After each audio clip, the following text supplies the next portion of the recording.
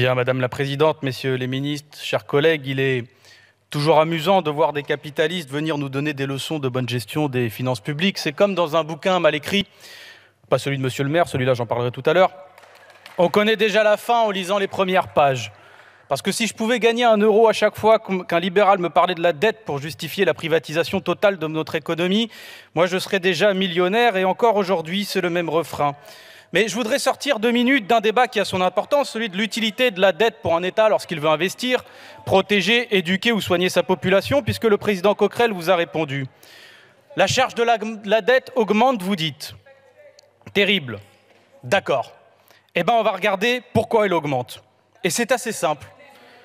1, parce que vous êtes capitaliste. 2, parce que vous êtes des mauvais capitalistes.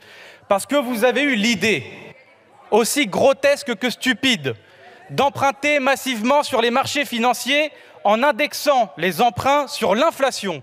C'est-à-dire qu'à chaque augmentation des prix, la charge de la dette augmente. Au total, 12% de notre dette totale est calibrée sur l'inflation. Entre 2017 et 2022, c'est 43 milliards d'euros en plus qu'on a indexé sur l'inflation. Et ça veut dire quoi, ça? Ça veut dire que si l'inflation augmente d'1 point en France, et dans la zone euro, sur un an, la charge d'intérêt pour l'État, c'est 2,5 milliards d'euros. Et combien nous coûte cette indexation sur l'inflation? 15 milliards pour 2022 et 15 milliards d'euros pour 2023. Tiens, au fait, est-ce que vous pouvez nous rappeler à combien vous évaluez le déficit du système de retraite pour 2030? Moins que la charge de la dette, puisque c'est 13 milliards. En définitive, derrière nos débats politiques, je crois qu'une partie de nos malheurs communs réside dans le fait que vous êtes des incompétents. Car comment est-ce qu'on peut être aussi fou au point de continuer encore aujourd'hui à emprunter avec des obligations émises sur l'inflation? Qu'est-ce qui vous passe dans la tête pour continuer à émettre 2 milliards d'euros d'emprunts indexés sur l'inflation en janvier 2022, 1,5 milliard en février 2022, 5 milliards d'euros en mai. En mai, il y avait 5% d'inflation. En septembre, 1 milliard, quand il y avait 5,6% d'inflation.